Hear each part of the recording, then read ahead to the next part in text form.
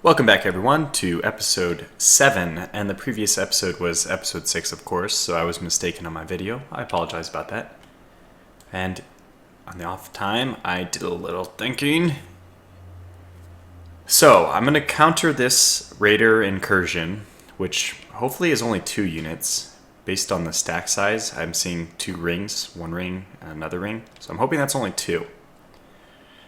Which means I should have more than enough units. I was thinking about bringing this guy back, but let's just bring him back a little, and then if it actually is something I need to counter, I'll bring him back all the way.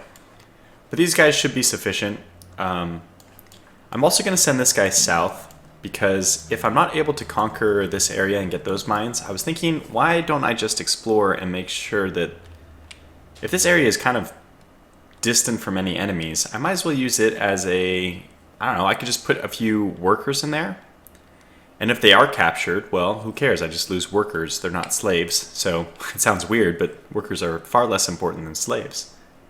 So I wouldn't mind. I'll just throw anybody in there, and they'll, for the time being, they'll make more money than they lose, so it's worthwhile.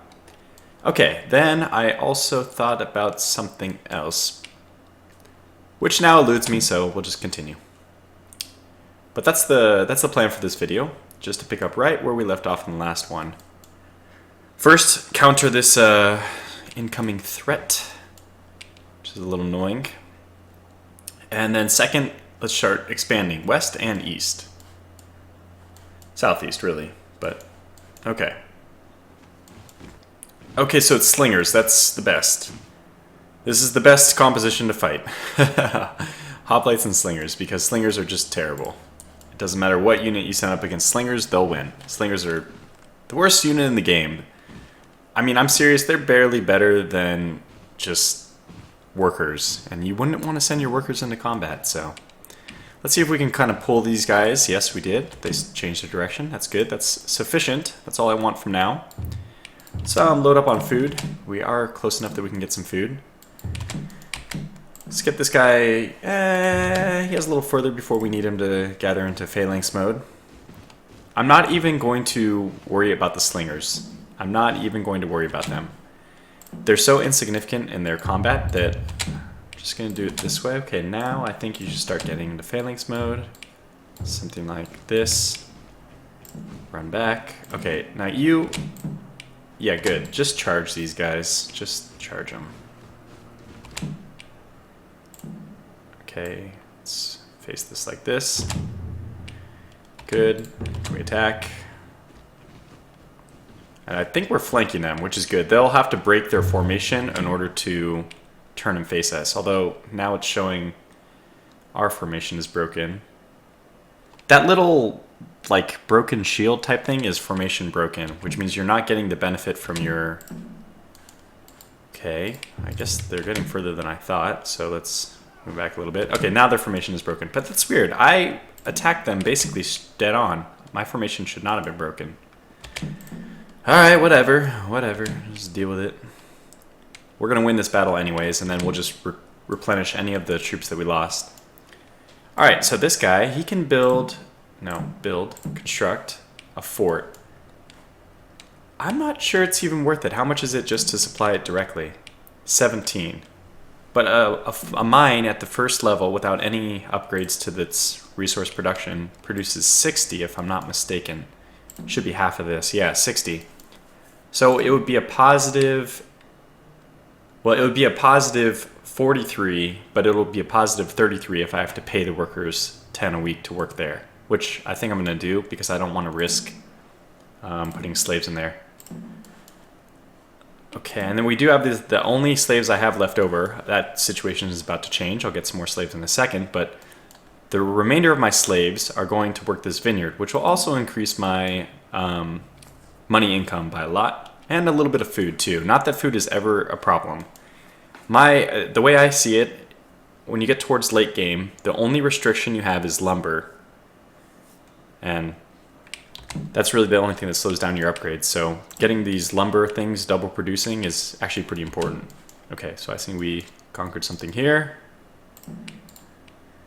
Please take them over.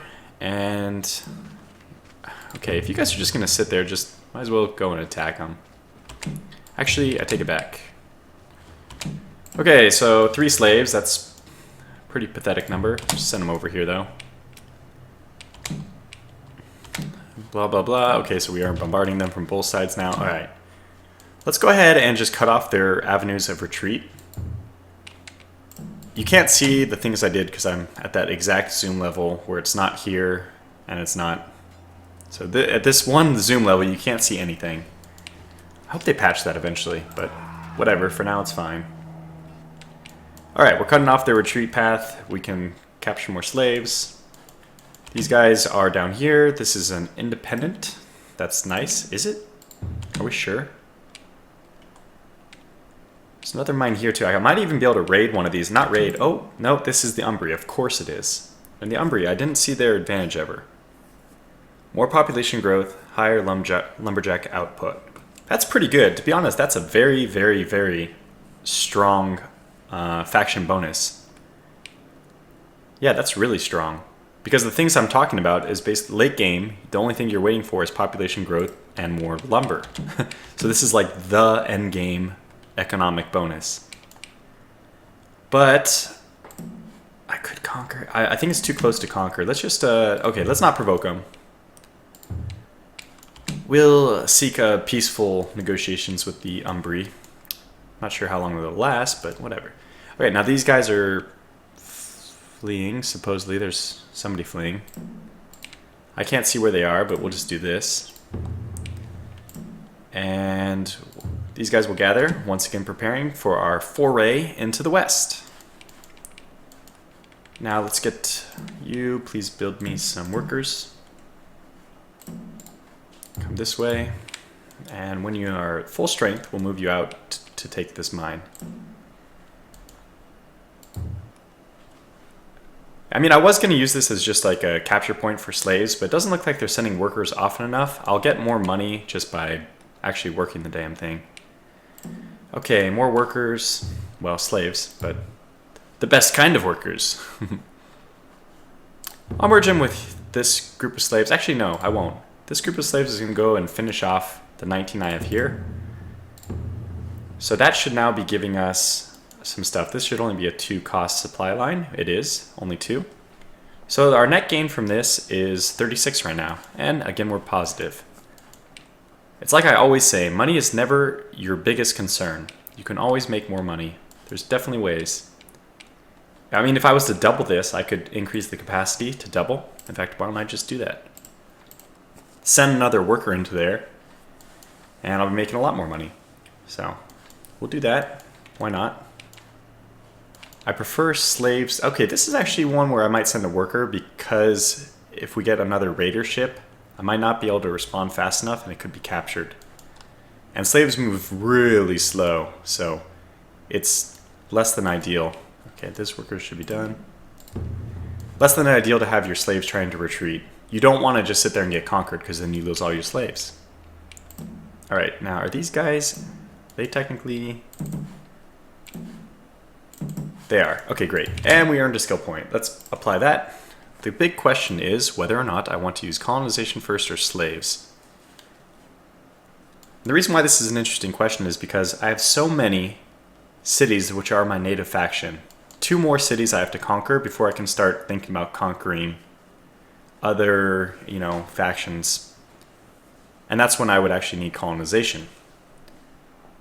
I think I'll take slave trading and I'll just show you the trick with slave markets where you can build them, destroy them, and keep getting supplies of 100 slaves.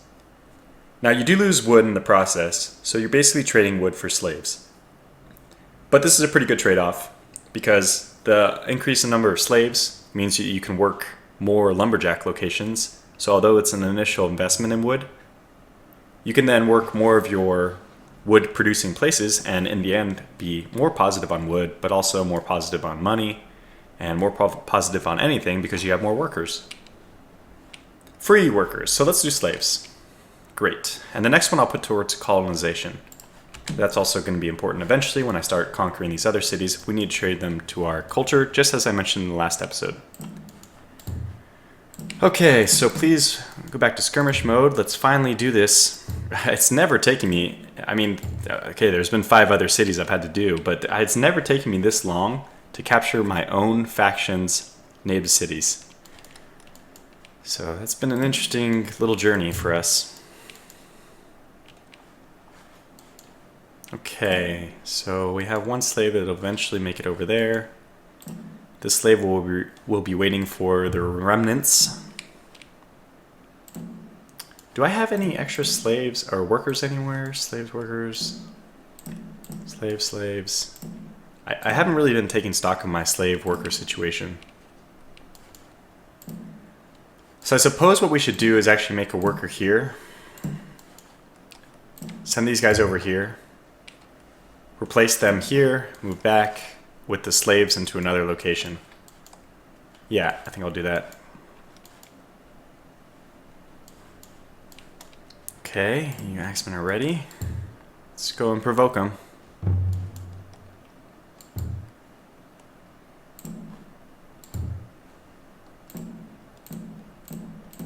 Can't get them. Come on. Hoplites. There they are. Oh, now I'm getting the bridge. The hardest unit in the game to select, man. Crazy. You're almost close enough that I can put you into phalanx mode.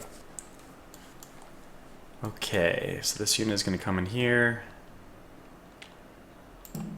Oh, they don't have... What? They don't have a stockpile? Of course they have a stockpile. There's only 20 food here. I'm a little confused when they say nowhere to stockpile. Are they talking about not being able to upgrade? Probably. So let's put that guy in there for now.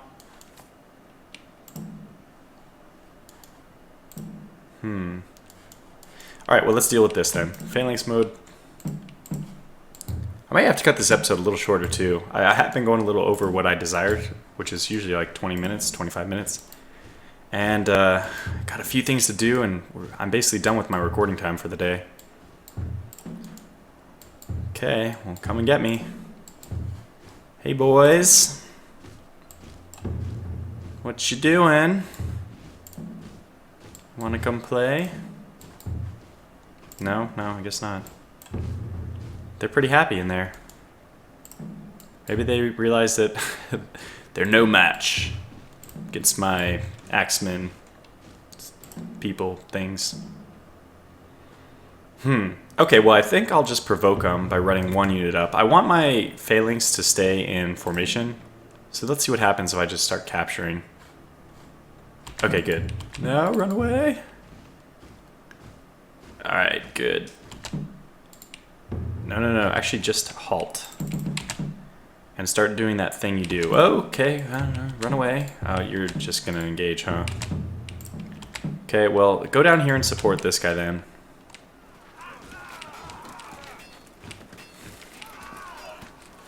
I'm going to turn you to range mode and actually force you to engage this guy, who seems like he's about to break. I'm going to run down here preemptively because I think he's about to break and I don't want him to run far. I want to actually capture those units. Okay, let's start focusing on this guy. Make sure this guy's focusing on that guy. Oh, whoop. Okay, forget it. You take that guy, you go towards these guys. Turn you on to skirmish now so you don't accidentally throw stuff. Throw stuff bad. Oh, the slaves disappeared. So strange to me. That's why I tried to keep this guy really close, like thinking that perhaps that's the reason. Okay, go ahead and keep attacking. This guy's about to break anyway, so let's just come down here. Go after this guy. Okay, and you conquer this guy. Turn to skirmish mode. Go! What are you waiting for? Get off your fat ass and go capture some slaves. We're gonna get this guy, no problem. We lost one unit, but I'm okay with that. One axeman retreated. And these guys are actually stuck here, so fine. Okay, go capture this then instead. Make yourself useful. Good. Success. Great success. Alright, so we're about to capture Mutna now. Which I'm not sure how much it'll help us as far as money goes, but you can see that from doubling our wood here, we're already in much better shape. And now this guy will come over and help us a little bit more. I'm getting messages.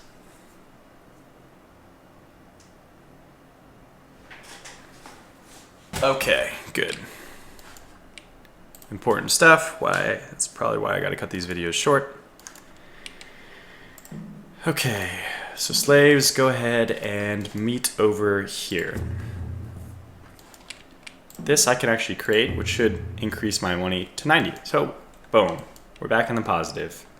Like nothing. And that's why I just don't worry myself too much about money. It comes and it goes, but mainly it comes. Let's get another hoplite in celebration of Mutna joining. Okay. Let's see what we got here. Well, first things first, let's incorporate you into the network. That's one way of incorporating you into the network. That's the best way, I think. And you have a warehouse, which I really don't like warehouses. After winter, they have a pretty solid supply of food, which will decrease pretty rapidly in the winter. So at the very, very end of winter, before this starts going up again, I'm going to destroy this warehouse. It's going to reduce my capacity for everything by half, so this will be 600. And by then, I assume the food will have, drowned out. Oh, you're a slave, so you can go over there. But these units I want to actually come down here so we can take some of the food stockpile that's already built up here. As soon as this gets down to 600, I can cancel this without losing any food. Let's go ahead and upgrade as well. So that takes all the wood stockpile out, which is good. So we're in really good shape. This was a huge success. I think we're almost gearing up to be able to take the camp. Which one is it that they want us to take? Okay, it's a camp here, which we can't see yet, but, it's there. Oh, dang it. We can't capture this mine until we get rid of Parma, because doing that will force us to capture Parma in a normal manner. And we can just take over Parma if we hold this camp for 20 days. But I think aggressive action towards the independents that you're trying to, peacefully will to your side, it cancels all your, little agreements with them. Okay, well, so load food. We're just gonna use these guys as like food carriers for the time being. 900, that's still not low enough, but it is dropping, which is, normally you would say that's bad, but in this situation, I don't want to lose food, so that's a good thing. How are we doing on population growth? Almost. We're almost ready for another round of upgrades. Okay, and slaves finally made it here, so let's go ahead and move these slaves back out. You're done. Another army. Okay, and this is why I sent workers. Because they're about to be conquered. Which is fine. I'm going to let them conquer it. There's no point in trying to run away. We're just going to inject slaves into the system, basically. Because they're going to take more slaves, which means that I should have more slaves that I can conquer. Can I don't even think I can retreat, can I? I'd rather retreat like this. Oh, okay. Wow, that worked. You could just walk right by them. It doesn't really make sense. Hey, guys. Wave as we walk by.